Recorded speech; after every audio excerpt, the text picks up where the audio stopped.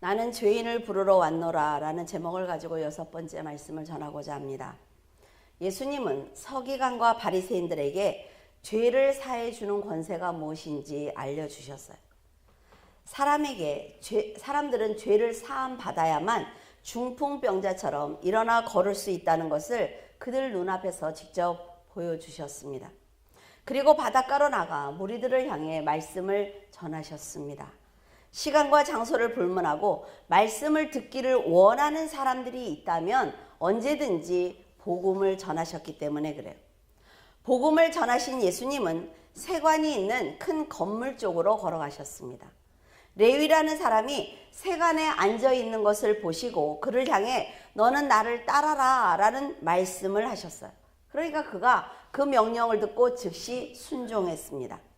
레위는 12사도 중 하나인 마태입니다. 레위는 본명이고 마태는 예수님을 만난 다음에 받은 이름이에요. 마태라는 이름은 하나님의 선물이라는 뜻을 가지고 있습니다. 마태는 갈릴리 분봉왕이었던 헤롯 안디바 때 세리로 일을 했어요. 마태가 거주하던 가버나움은 다맥색에서 지중해에 이르는 큰 도로와 메소포타미아에서 애굽으로 향하던 그 대로가 서로 만나는 교차로에 위치해 있었어요. 그래서 정치적으로 경제적으로 상당히 중요한 지역이었습니다. 이곳은 헤롯 빌립의 관할지인 데가볼리에서 오는 많은 여행객들이 있었는데 갈릴리와 유대 지방으로 들어가기 위해서는 반드시 통과해야 하는 그런 길목이었습니다. 마태는 가난한 사람들이 반드시 지나가야 되는 그 교량과 운하 그리고 국도에서 통과세를 걷어들이는 일을 한 사람이에요. 세금을 부과하는 것도 임의로 정할 수 있기 때문에 사람들의 원망과 경멸 그리고 증오를 받는 직업을 가지고 있었습니다. 그는 마태복음에서 나는 세리였다 라는 것을 솔직히 고백을 했습니다. 그 이유는 내가 세리로 사람들을 그렇게 괴롭혔던 그런 악한 자였는데 내가 예수님을 만나서 얼마나 변했는지 너희들이 알았으면 좋겠어 라는 고백입니다. 우리는 베드로와 안드레 그리고 다른 사람들에게 해를 주지 않는 그런 어부의 삶을 산 사람들, 그들은 제자가 되는 것에 대해서 우리는 별 이의가 없습니다. 하지만 마태는 세리라는 직업을 가졌단 말이죠. 나라에서 강제로 세금을 징수하고 어쩌면 세관에서 임의로 정한 그 과한 세금을 걷기 위해서 사람들을 괴롭힌 사람이에요. 이런 사람이 제자가 된다는 것은 우리 생각에 문제가 있을 것입니다. 그러나 예수님은 열심히 일하고 있는 레위를 보셨어요. 그리고 지금의 모습이 아니라 이 레위가 복음을 영접을 했을 때 어떻게 변화할 것인지 완전히 달라진 성도의 모습을 보신 것입니다. 우리도 그렇지 않습니까? 우리가 어떻게 성도가 될 수가 있겠어요? 우리가 어떻게 장로가 되고 목회자가 되고 권세가 되고 권사가 되고 안수집사가 될 수 있겠습니까? 우리들은 세상에서 내 마음대로 살았단 말이죠. 그런데 하나님께서 우리를 부르신 것은 내가 이 사람을 불러서 복음을 넣어주면 이렇게 변할 거야 라는 것을 아시기 때문에 우리들을 다 불러주신 거예요. 나를 따르라는 예수님의 말씀을 들은 마태는 즉시 순종을 했습니다. 그리고 자기의 집으로 모셔서 대접을 했어요.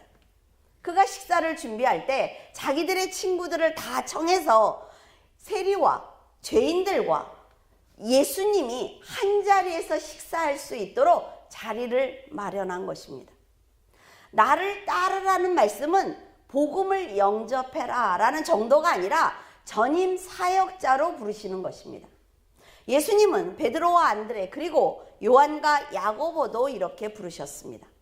사역자로 부르시는 것은 예수님의 권한에 속한 일이기 때문에 부름을 받았을 때 마태처럼 즉시 순종하는 것이 바로 겸손한 것입니다.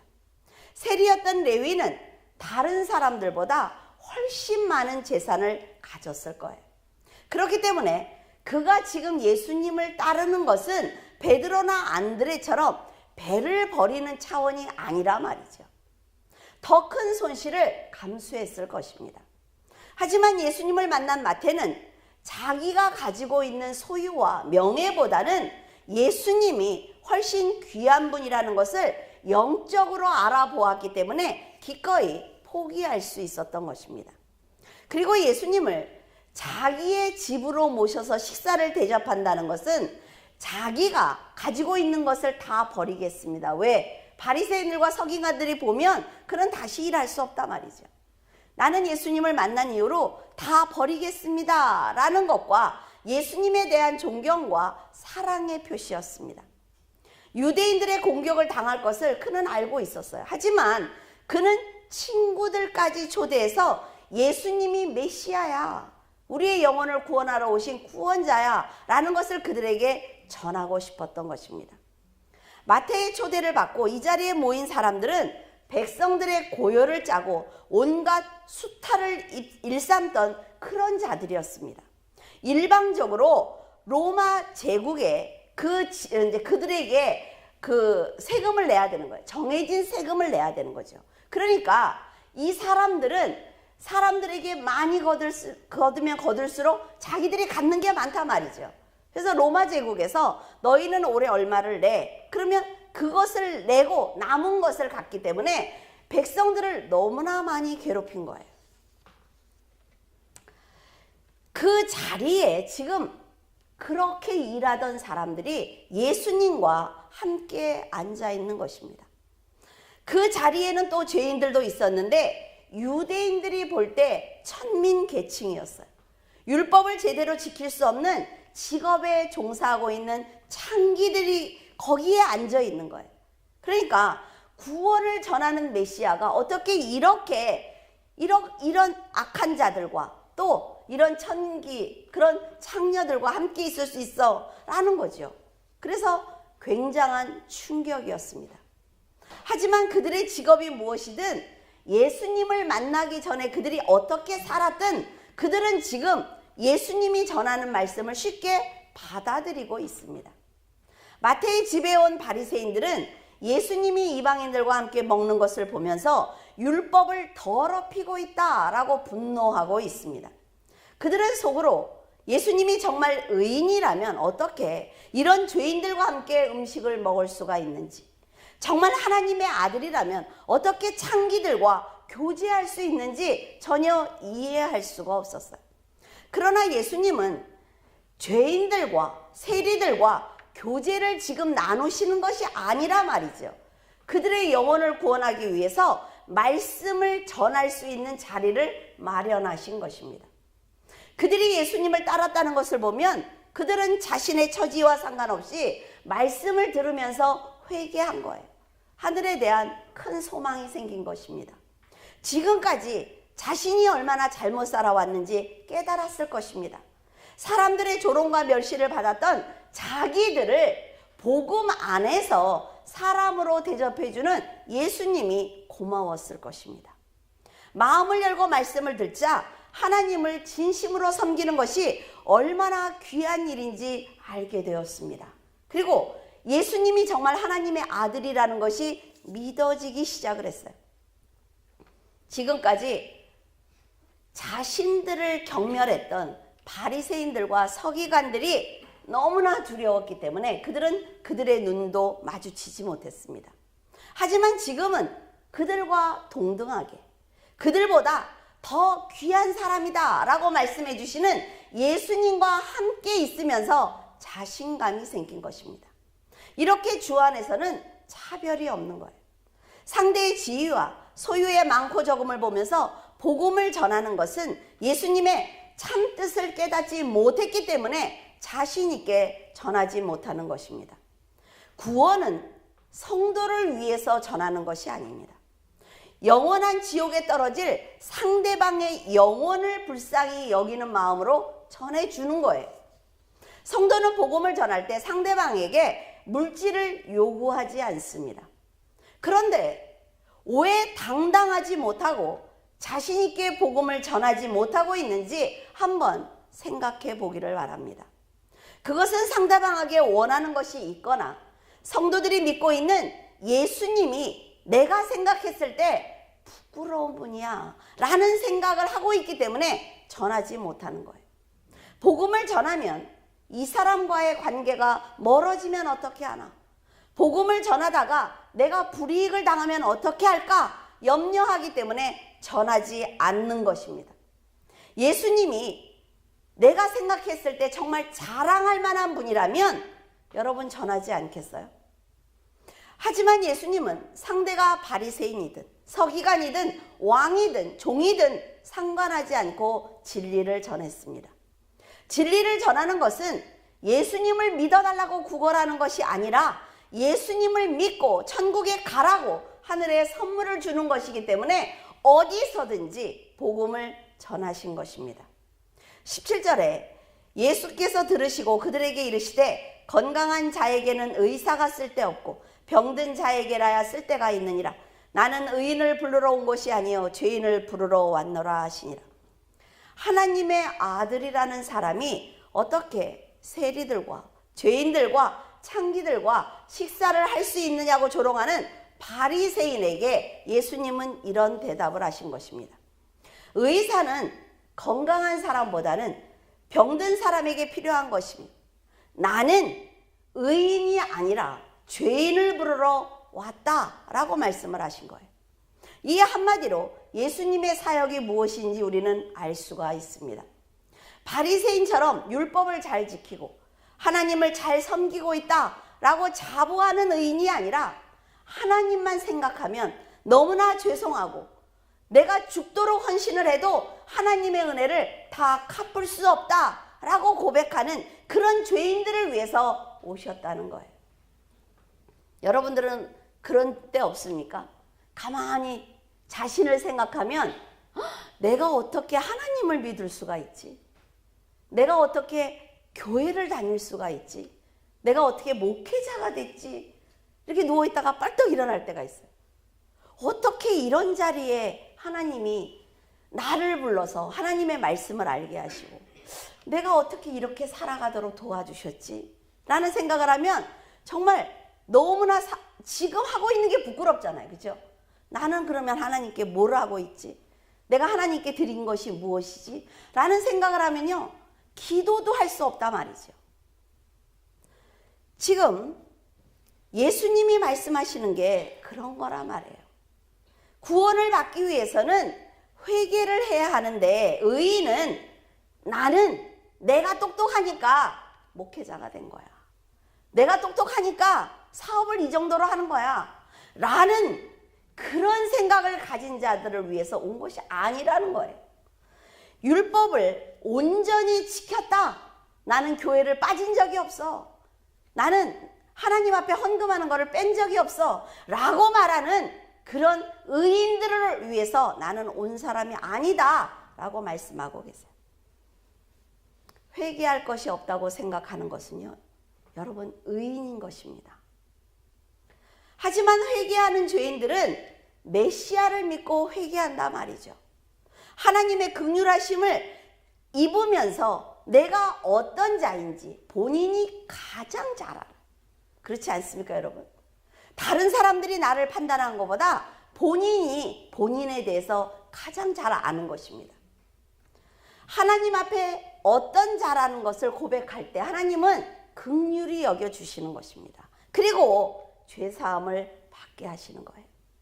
예수님은 이렇게 겸손한 자를 찾아서 이 땅에 오신 것입니다. 예수님이 사람들의 조롱을 받는 세리와 죄인 그리고 창기와 병자들을 찾아오신 것처럼 성도들은 회개하고 싶어도 진리를 몰라서 회개할 수 없는 죄인들을 찾아다녀야만 합니다. 예수님이 이 땅에 병든 자들을 치료하시는 의사로 죄인들의 짐을 대신 지기 위해서 오신 그런 구세주라면 이제 성도들은 예수님처럼 죄의 짐을 벗겨주는 자가 되어서 불쌍한 영혼에게 다가가야만 할 것입니다.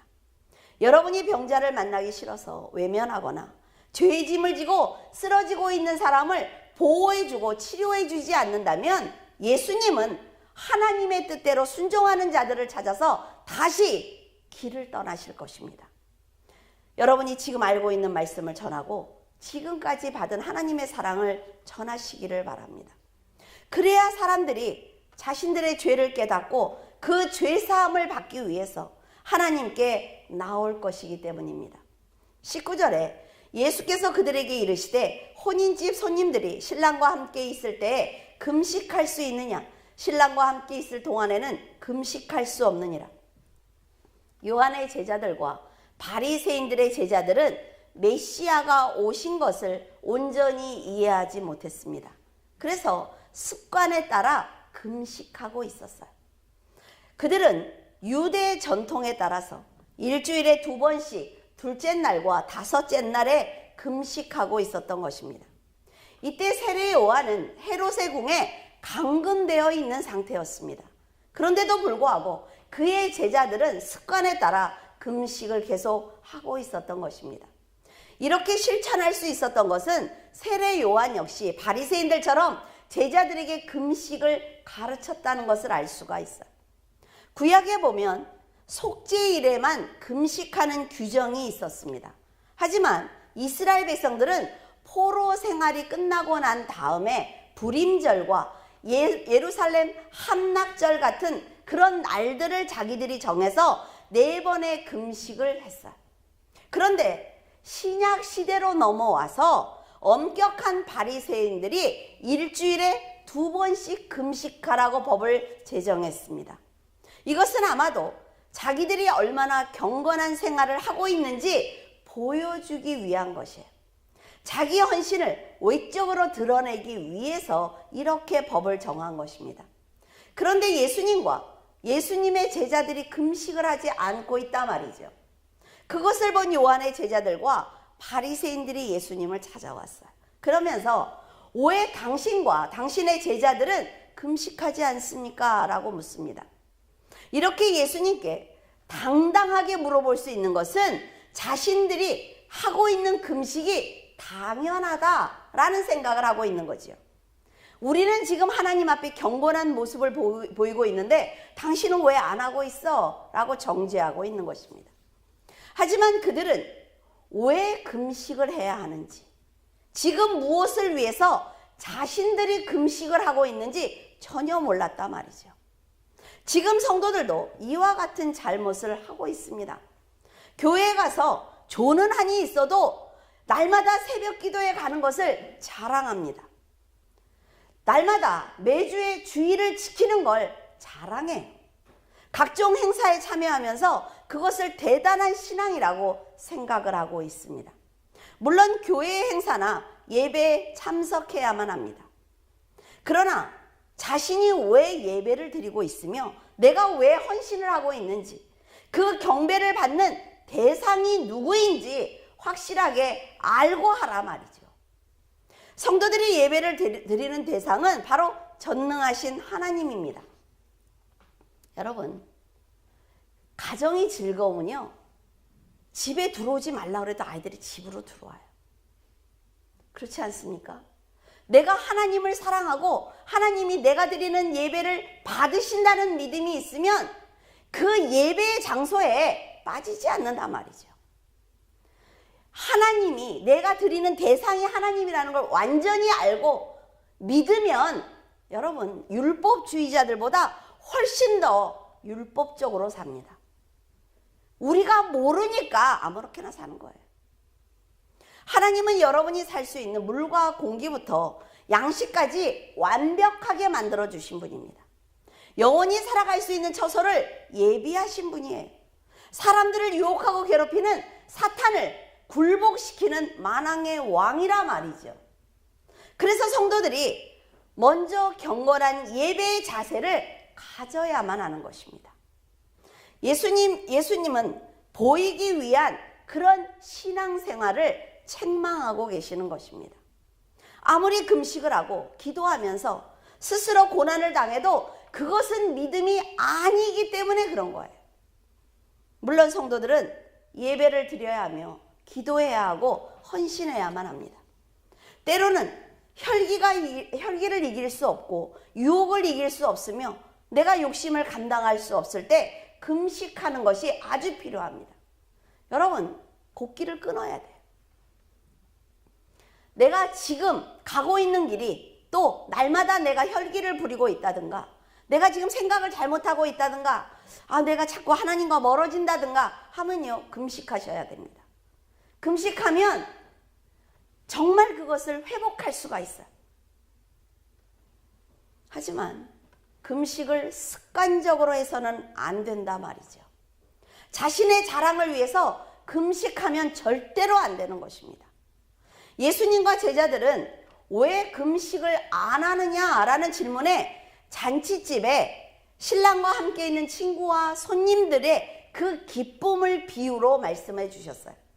자기 절제와 슬픔의 표시인 금식을 예수님과 함께하고 있을 때 하는 것은 부적절하다는 것입니다. 유대인뿐 아니라 모든 사람들에게 혼인식은 특별히 경사스러운 행사입니다. 혼인잔치에 온 손님들은 신랑을 축하하는 자리에서 금식한다는 것은 아주 큰 신뢰예요. 그렇지 않습니까, 여러분? 다 갔어. 오신다. 목사님 오신다 그래서 막 상을 차렸어. 다 가서 앉아있어. 왜 안 드세요? 저 금식이에요. 얼마나 진짜, 그쵸? 그거하고 지금 똑같은 거예요, 지금. 율법에서조차 혼인식 전후에는 여러 의무에서 제외시켜 줍니다. 군대를 간다든가 부대에 가 있으면 보내서 앞뒤로 한 달씩 놀게 해준다든가 이런 배려를 하고 있어요. 물론 바리새인들이나 요한의 제자들은 예수님을 메시아로 영접하지 않았습니다. 그렇기 때문에 지금 예수님이 하시는 말씀이 뭔지 잘 알아듣지 못해. 그런데 예수님이 왜 이렇게 계속 비유로 말씀을 하실까요? 그들에게 얘기를 해도 그들이 알아듣지 못하는데 예수님은 왜 끊임없이 그들의 그 질문에 답을 하고 계실까요? 그것은 그 자리에 있던 제자들과 복음을 영접한 사람들이 예수님이 하시는 말씀이 무슨 뜻인지 알아가고 있기 때문에 그들을 위해서 말씀하시는 것입니다. 예수님은 복음을 영접한 제자들과 성도들을 위해서 이 땅에 오신 구세주이기 때문에 그래요. 요한복음 3장 27절에서 30절에 요한이 대답하여 이르되 만일 하늘에서 주신 바가 아니면 사람이 아무것도 받을 수 없느니라. 내가 말한 바 나는 그리스도가 아니요 그의 앞에 보내심을 받은 자라고 한 것을 증언할 자는 너희니라. 신부를 취하는 자는 신랑이나 서서 신랑의 음성을 듣는 친구가 크게 기뻐하라니 나는 이러한 기쁨으로 충만하였노라. 그는 흥하여야 하겠고 나는 쇠하여야 하리라 하니라. 혼인집 손님이라는 말의 뜻은 혼인을 축하해 주기 위해서 온 손님을 얘기하기도 하지만 신랑의 혼인 예식을 돕기 위해서 온 친구들을 가르치는 것입니다. 유대인의 혼인잔치는 보통 일주일 동안 베풀어졌습니다. 이 잔치 마지막 날 신랑의 들러리를 맡았던 친구들은 신랑을 신부에게 데려다 주는 그것으로 잔치가 모두 끝이 나는 거예요. 그렇기 때문에 일주일 동안 벌어지는 잔치는 매우 요란하고 화려하게 치러졌습니다. 이때 금식일이라 할지라도 유대인들도 금식하지 않았어요. 예수님은 지금 자신을 신랑이라고 말씀하고 계세요. 신랑과 함께 있을 때는 슬픔의 표시인 금식을 할 필요가 없다고 말씀하신 거죠. 하지만 신랑이 강제로 죽을 수도 있다라는 것을 슬쩍 내비치면서 십자가를 지는 그때는 금식하게 될 것이다 라고 말씀을 하셨어요. 우리가 알고 있는 것처럼 말씀은 영의 양식입니다. 지금 예수님이 전하시는 말씀은 금식할 수 없는 영의 양식이라 말이죠. 그렇기 때문에 한마디도 흘리지 말고 다 받아 먹어야 되는 거예요.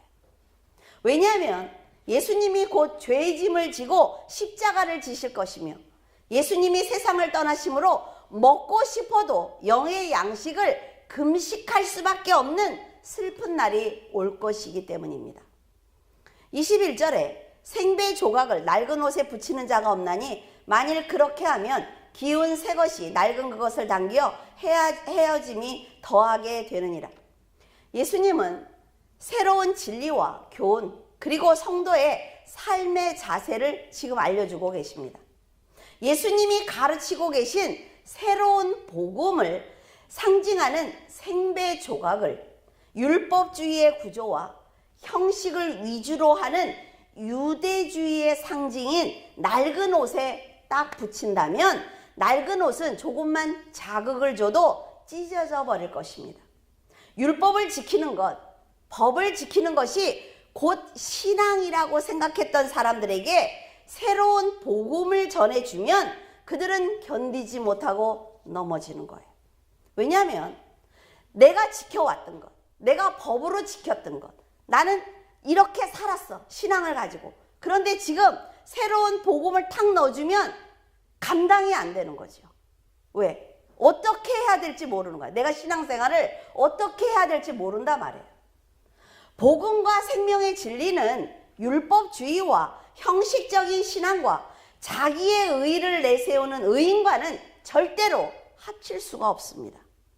새로운 진리는 새로운 가치관과 형식에 의해서 성도들을 이끌어가요. 법대로 이끌어가는 것이 아니란 말이에요. 그렇기 때문에 지금까지 알고 있던 그리고 지켜왔던 신앙의 형식을 버리지 않는다면 절대로 진리의 복음을 받아들일 수 없습니다. 하나님께서 에덴 동산에 아담과 하와를 놓으신 거는 법이 아니었단 말이죠. 그것을 먹으면 안 된다는 것을 다 가르쳐주고 풀어놨어요. 마음대로 살 수 있도록. 그런데 그들이 그것을 이해하지 못하니까 선악과를 먹는 거예요. 자유의지를 가지고 자유롭게 살아가야 되는 거예요. 신앙은. 묶여서 교회 안 가면 막 무슨 벌 받을 것 같고 이런 것이 아니란 말이에요. 신앙은. 이와 같은 맥락으로 새 포도주를 낡은 부대에 넣는 자가 없다라고 말씀을 하셨고, 만일 그렇게 하면 새 가죽 부대가 새 포도주가 낡은 가죽 부대를 터뜨려 버려서 포도주와 부대를 다 버리게 된다. 그렇기 때문에 새 포도주는 새 부대에 넣어라 라고 말씀하셨습니다. 새 가죽 부대는 포도주가 그 안에서 발효된다고 해도 절대로 찢어지거나 터지지 않습니다. 여러분들 가죽 잠바 입어보셨죠? 가죽 잠바를요, 처음에 입으면 어때요? 굉장히 부들부들해요. 근데 이것이 시간이 지나서 몇 년 지나면 어때요? 빳빳해집니다. 이 가죽이. 마찬가지란 말이죠. 가죽 부대는 신축성이 없어요. 그렇기 때문에 안에서 발효가 되면 이걸 대처할 능력이 없는 거예요. 법대로만 신앙생활을 하면 절대로 삶 속에서 대처할 능력이 없습니다. 그러니까 터져버리고 마는 거죠. 그렇기 때문에 새 포도주를 낡은 가죽 부대에 넣는 것은 매우 부적절하고 어리석은 행동입니다. 생명의 말씀을 비판하고 판단하는 유대주의에 물든 사람들을 보면 무한한 생명력을 가진 진리의 말씀을 그들의 사고에 결합시키는 것은 불가능한 일이다 라고 말씀하시는 거예요. 어떻게 해서든지 조금씩 바꿔가려고 해서는 안 된단 말이에요. 버리라는 거예요. 버리라는 거죠. 그래서 다시 새로운 복음을 받아들이라는 거죠. 이로써 예수님이 전하는 말씀은 형식과 전통에 매여 있는 유대교가 아닌 새로운 조직, 그러니까 교회에서 새롭게 시작해야 된다라고 말씀하고 계시는 것입니다. 그러나 지금 교회들은 스스로 법을 만들고 있어요. 형식을 만들고 있습니다. 예수님이 벗어나게 하신 그 법을 다시 성도들을 가두고 종으로 만들어가고 있어요. 그러니까 교회에서 정한 그 법, 하라는 대로 안 하면 벌을 받을 것 같단 말이에요, 성도들이. 그러니까 성장하지 못하는 거예요. 딱 요만한 통에다 만들어 놓고 성도들 다 하고 뚜껑을 딱 닫아버리는 거죠. 이것만 열어주면 얼마든지 성장할 수 있는 사람들을, 하나님의 일을 할 수 있고 진리를 깨달을 수 있는 사람들을 딱 통에다 놓고 닫아버리는 거예요. 그리고 믿음이 있니 없니 그렇게 판단한단 말이죠. 그런데 지금 예수님은 그렇게 하지 않잖아요. 금식은요, 필요합니다. 그런데 금식은 조용히 자기 방에서 자기 혼자 해야 돼요. 하나님 앞에 하나님과 나만 볼 수 있도록 금식해야 되는 거예요. 막 교회 오면서 어지러워. 오늘 3일째예요. 막. 그럼 오지 마, 교회. 그럼 뭐하러 그렇게 하고 닌게를 달고 막 금식을 했더니 막 닌게를 달고. 그렇게 하면 안 된다는 거예요. 깨끗이 씻고 남들이 볼 때는 금식하는지 모르게 하면서 금식을 하라는 거죠. 그게 겸손한 금식이에요. 낡은 옷은 과감하게 버려야 합니다. 근데 여러분, 나는 굉장히 알뜰해 이러면서 옛날 오래된 옷을 막 이렇게 동그랗게 해서 여기다 붙이고 그러면 어때요? 그 옆에 또 찢어져. 그죠? 그렇게 하지 말고 그냥 버려. 제발 좀 버려서 새 것 좀 사서 입어. 낡은 가죽 부대는요, 여기다 이렇게 넣어놓고 다음에 조금 넣을 때 써야지 그러고도 놓지 말고 찢어서 버리세요. 아예. 그래야 안 써요. 과거의 형식에 매여서 지금 메시아가 오셨단 말이죠. 그럼에도 불구하고 알아보지 못하는 죄인들을 향해서 끝까지 비유로 말씀하시고 계시는 이 예수님이 너무나 안쓰럽지 않습니까? 아무리 자세하게 풀어서 설명을 해줘도 받아들이지 않으면 결국 알아듣지 못합니다. 아무리 얘기를 하면 뭐 하겠어요? 지금도 형식에 매여서 신앙을 지키려는 교회와 성도들이 있습니다. 예수님께서 다 끊어놓은 율법과 형식을 다시 세우고 있단 말이죠. 신학교에 가서 공부를 가르칠 때 이 율법에 대해서요 엄청나게 토론을 합니다. 왜냐하면 그래도 지켜야 되는 것 아닌가요? 라고 시작을 해요. 그 형식대로 행하지 않으면 정죄하고 판단하는 죄들을 짓고 있습니다. 굉장히 믿음이 없어 보이죠. 생명이 폭발하는 복음을 가두려고 하고 헌 옷을 억지로 붙이려고 한다면 결국 진리는 진리로서 역할을 할 수가 없습니다. 그렇다고 여러분에게 방종하라는 것은 아니에요. 마음대로 신앙생활을 하면서 마음대로 살라는 얘기가 아닙니다. 아까 말씀을 드렸죠. 그 대상이 하나님이라는 걸 알면 정말 율법적으로 산단 말이죠. 살래서 사는 게 아니라는 거예요. 그래야 상급을 받아요. 죄인을 부르러 오신 예수님의 뜻을 깨닫기만 하면 율법주의자보다 더 자신을 쳐서 복종하는 철저한 신앙생활을 합니다. 그래야만 새 생명을 받을 수가 있어요. 그래야만 새 부대에 넘치도록 하나님의 은혜를 받을 수가 있습니다. 형식에 매여서 열심히 신앙생활을 하는 것은 여러분에게 남는 열매가 없어요.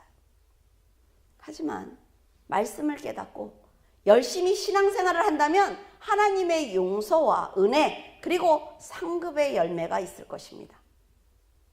새 부대를 준비하는 것만으로 하나님께서 칭찬하실 거예요. 내가 그래 다 버리고 다시 시작해보자. 내가 진리의 말씀을 예수님이 말씀하신 걸 따라가 보자 라고 생각하는 자체로 하나님은 새 부대를 준비한 거야? 줄게. 이렇게 되는 것입니다.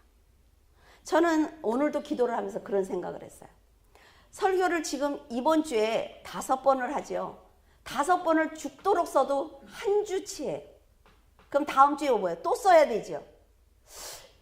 설교를 쓰면서 그런 생각을 했어요. 성경의 이름을 까먹는 거예요. 제가 자꾸. 한 번도 그래 본 적이 없어요. 그러니까 설교를 쓸 때 굉장히 쉬웠어요. 이름들을 안 까먹고 지형을 안 까먹으니까. 설교를 쓰는데 계속 이름을 까먹는 거예요. 그러면 그 사건이 어디에 있는지 찾지요. 찾으면서 혼자 충격을 받는 거예요. 내가 몇 년이나 할 수 있을까? 내가 몇 년이나 이 설교를 써서 성도들에게 알려줄 수 있을까? 성도들이 지금까지 내가 15년을 전한 그 설교들을 알고 있을까? 아까 너무나 막 두렵더라고요. 두렵고 겁이 나는 거예요. 이러다 하나하나 다 잊어버리면 어떡하지? 여러분, 정말 성경을 200독을 해도 이제는 잊어버린다 말이죠. 그러면 여러분들이 지금 날마다 성경을 읽지 않으면 하나님이 무슨 말을 하는지 나이가 먹을수록 몰라지는 거예요. 지금 완전히 뼈대를 세우지 않으면 여러분들이 신앙생활을 하기가 더 힘들어질 수도 있어요. 뭐 제가 까먹는다 해서 여러분들이 까먹겠습니까? 제가 오늘 너무 충격을 받아가지고 여러분들에게 말씀드리는 거예요. 여러분, 죄인을 부르러 오신 예수님을 만나야 합니다. 그리고 성도로 살아가셔야 돼요. 그래야만 하나님께서 정말 이렇게 붙들고 절대로 아무도 건드리지 못하도록 여러분들을 보호하실 것입니다. 기도하겠습니다. 사랑의 하나님, 은혜를 감사를 드립니다. 저희들은 죄인입니다. 그래서 우리 주 예수 그리스도를 만났을 것입니다. 예수님께서는 율법을 폐하러 오신 분이며 율법을 완전하게 완성하기 위해서 오신 분입니다. 예수님께서 그 율법을 완벽하게 완성하셨기 때문에 저희들은 예수 그리스도만 믿으면 율법대로 살아갈 수 있을 줄로 믿습니다. 하나님, 저희들은 너무나 어리석습니다.